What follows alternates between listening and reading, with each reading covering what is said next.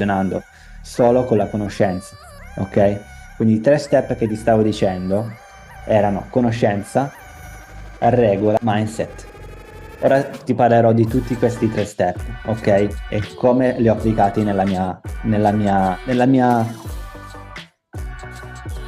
esperienza. Il primo step è la conoscenza. Ho letto il libro, ho capito che c'era una connessione, ho capito che era il mio sistema nervoso a creare questa ipersensibilità, il fatto quindi che io non ero in bilanciamento, e non ero in bilanciamento perché le mie emozioni erano molto altalenanti, ed erano molto altalenanti perché io reprimevo il fatto di fare un lavoro che non mi piaceva. Io ero in quel momento informatico, ho fatto un lavoro da informatico per molto tempo, quindi quando ho iniziato il dolore ero un informatico.